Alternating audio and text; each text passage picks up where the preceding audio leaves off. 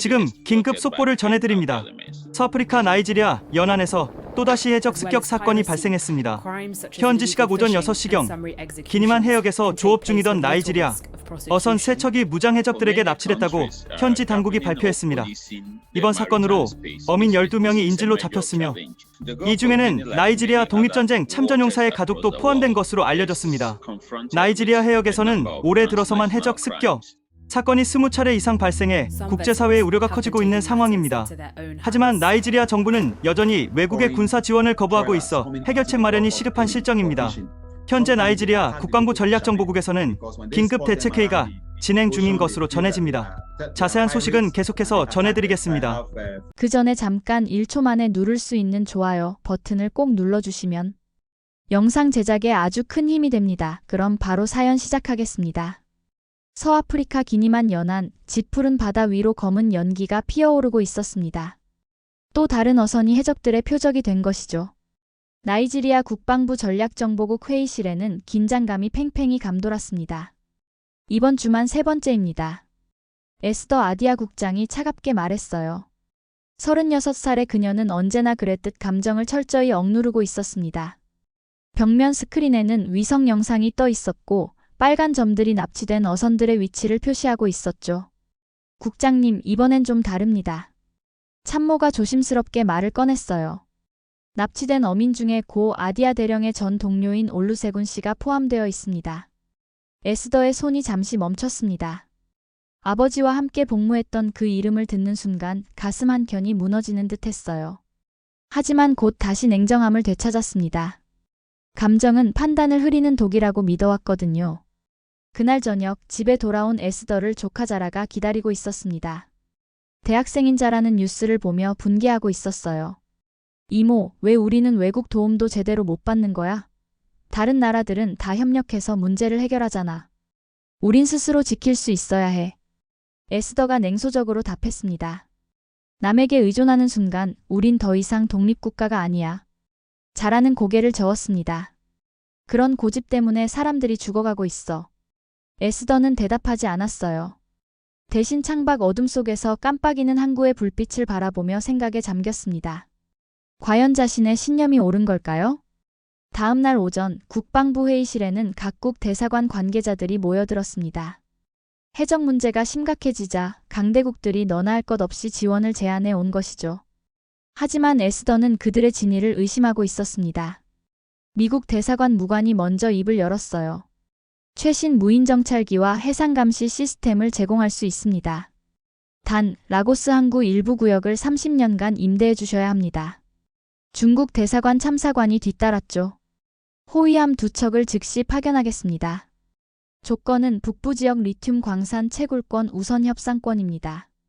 프랑스 군사고문이 마지막으로 말했어요. 전문 해상특전 고문단을 보내드리죠. 대신 해상법 개정안에 프랑스 기업 우대 조항을 포함해 주시면 됩니다. 에스더는 찬찬히 그들을 둘러보았습니다. 도움이라고 하셨나요? 이건 거래입니다. 우리의 위기를 이용한 간섭이에요. 국방장관이 에스더를 말렸습니다. 아디아 국장, 현실을 봅시다. 우리 혼자서는 한계가 있어요. 한계라니요? 에스더의 목소리가 차가워졌습니다. 조건 없는 도움이란 게 이 세상에 존재하지 않는다는 게 한계인가요? 회의실에 정적이 흘렀어요. 강대국 관계자들은 서로 눈치를 보며 불편해했고 에스더는 그런 그들을 냉정하게 응시했습니다. 그녀에게는 모든 것이 거래였고 모든 도움에는 대가가 따른다고 믿어왔거든요. 그날 밤 11시 에스더의 사무실에 국제전화가 걸려왔습니다. 발신지는 서울이었어요. 통역관을 통해 들려온 목소리는 예상과 달리 차분하고 진중했습니다. 안녕하세요. 한국 외교부 아프리카국 김지훈 과장입니다. 남자의 목소리가 통역기를 통해 전해졌어요. 나이지리아의 해적 피해 소식을 들었습니다. 저희가 도울 수 있는 일이 있을까 해서 연락드렸어요. 에스더는 회의적으로 물었습니다. 조건이 뭔가요? 조건은 없습니다. 김지훈의 답변이 예상 밖이었어요. 다만 개인적인 이유가 있습니다. 제가 10년 전 나이지리아에서 의료봉사를 했는데 그때 많은 도움을 받았거든요. 그 은혜를 돌려드리고 싶습니다. 에스더는 코웃음을 쳤습니다. 작은 나라의 감성팔이군요. 실질적인 도움이 될지 의문스럽습니다. 하지만 통화를 끊은 후 그녀는 묘한 기분에 사로잡혔어요. 조건 없는 도움이라니 정말 그런 게 가능할까요? 호기심이 생긴 에스더는 과거 기록을 뒤져보기 시작했습니다. 그리고 놀라운 사실을 발견했어요. 20년 전 한국 평화유지군이 나이지리아에서 순직한 아버지의 유품을 정중히 가족에게 전달한 기록이 있었던 것이죠. 당시 한국군은 아무런 대가도 바라지 않았습니다. 에스더는 파일을 내려다보며 중얼거렸어요. 설마 정말 그런 나라가 있을까? 에스더는 며칠 동안 한국의 해외 군사협력 사례들을 샅샅이 조사했습니다. 필리핀, 콜롬비아, 가나, 동티모르. 각국 담당자들과의 통화에서 돌아오는 답변은 놀랍도록 일치했어요. 조건이 없었습니다. 그냥 도와줬어요. 필리핀 국방부 관계자의 말이었습니다. 존중받는다는 느낌을 받았습니다. 무시당하지 않았어요. 콜롬비아 해군 참모의 증언이었죠. 에스더는 점점 혼란스러워졌습니다. 자신이 믿어온 세계관에 균열이 생기기 시작한 것이에요. 그때 오랜 친구인 인권단체 활동가 바실라가 전화를 걸어왔습니다. 에스더, 한국 이야기 들었어. 좋은 선택이야. 바실라의 목소리는 반가웠어요. 우리 단체도 한국 정부와 여러 번 협력했는데 항상 약자를 배려했거든. 그건 그냥 동정 아닐까? 에스더가 주저하며 물었습니다. 동정과 존중은 달라. 한국 사람들은 우리를 동등하게 대했어. 도움을 주면서도 우리의 자존심을 지켜줬지. 통화를 마친 에스더는 책상에 앉아 깊은 생각에 잠겼습니다. 강대국들의 제안서와 한국의 단순한 편지를 번갈아 보며 무언가 본질적으로 다른 것을 느꼈어요. 한국의 편지에는 거창한 조건도 복잡한 협정문도 없었습니다. 단지 도움이 되고 싶다는 진심만이 느껴졌죠. 에스더는 처음으로 자신의 확신이 흔들리는 것을 느꼈습니다. 일주일 후 라고스 항구에는 예상보다 훨씬 현대적인 군함이 입항했습니다. 한국 해군의 최신 초계함 평화 802호였어요. 에스더는 마중 나온 한국 해군 박태민 중령을 만나며 여전히 냉담한 태도를 유지했습니다. 수고 많으셨습니다. 에스더가 형식적으로 말했어요. 하지만 우리 해역은 생각보다 위험합니다. 괜찮겠습니까? 박태민 중령은 단정한 군복 차림으로 정중히 인사했습니다. 걱정해 주셔서 감사합니다. 최선을 다하겠습니다. 그런데 입항 과정에서 예상치 못한 일이 벌어졌어요. 항만 작업자들과 한국 승무원들 사이에 작은 마찰이 생긴 것이죠. 언어 소통 문제로 컨테이너 하역 작업이 지연되고 현지 작업자들이 짜증을 내기 시작했습니다. 그때 박태민 중령이 직접 나섰어요. 군복을 벗어 던지고 작업복을 입더니 현지 작업자들과 함께 땀을 흘리며 화물을 옮기기 시작한 것이죠. 심지어 바닥에 떨어진 쓰레기까지 직접 치우며 깊숙이 고개를 숙여 사과했습니다. 이 모습을 지켜본 현지 언론들이 크게 감동해 기사로 내보냈어요. 한국 해군 지휘관 나이지리아 항만에서 몸소 사과라는 제목의 뉴스가 나간 것이죠. 에스더는 그 뉴스를 보며 당황했습니다. 왜 저렇게까지 할까? 속으로 중얼거렸어요. 지금까지 본 외국 군인들과는 완전히 달랐거든요. 주말 에스더는 조카 자라와 함께 라고스의 한국 식당을 찾았습니다. 한국인들이 어떤 사람들인지 직접 확인해보고 싶었거든요. 작은 식당이었지만 분위기는 깔끔하고 정돈되어 있었어요. 어서 오세요. 한국인 아주머니가 반갑게 맞아주었습니다. 서비스는 놀랍도록 빨랐고 말하지도 않았는데 반찬들이 계속 채워졌어요. 자라는 신기해하며 이것저것 물어봤습니다. 아주머니, 왜 이렇게 친절하게 해주세요? 저희 처음 오는 손님인데.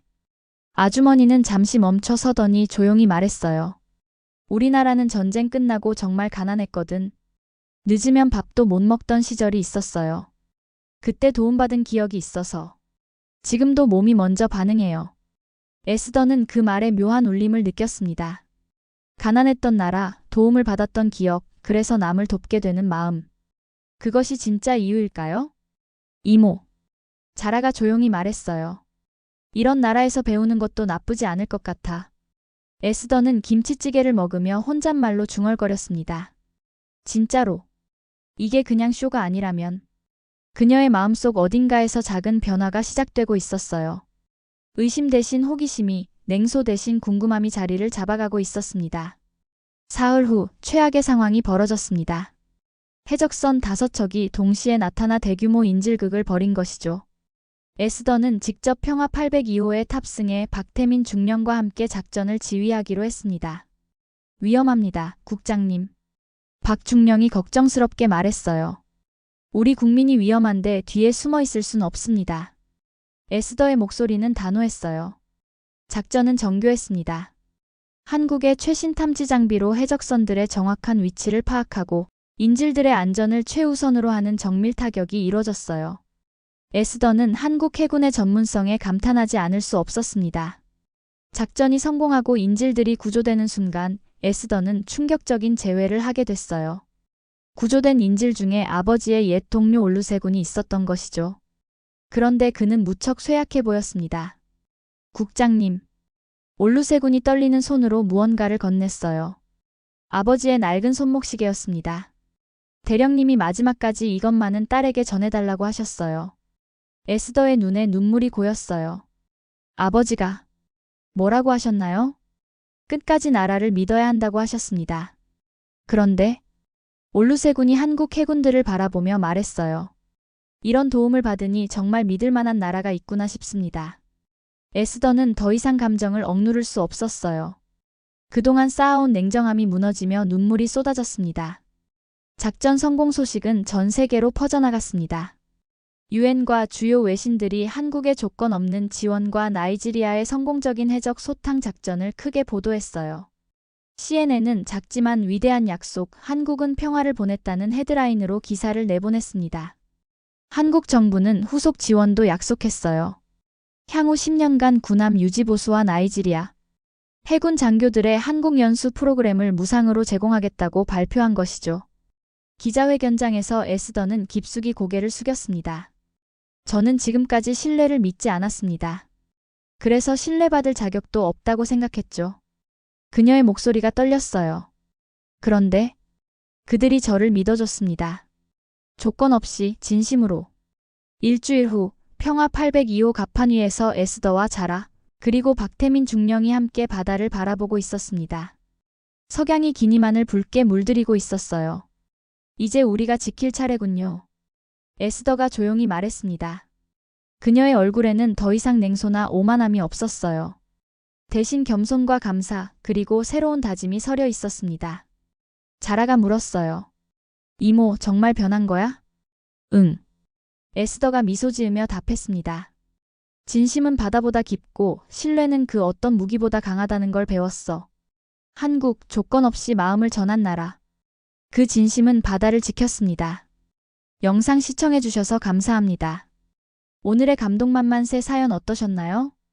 감동적인 이야기가 여러분의 가슴에 와닿기를 바랍니다. 여러분의 뜨거운 의견을 댓글로 남겨주시고 이 영상이 여러분의 가슴을 울렸다면 구독과 좋아요 그리고 공유를 부탁드립니다.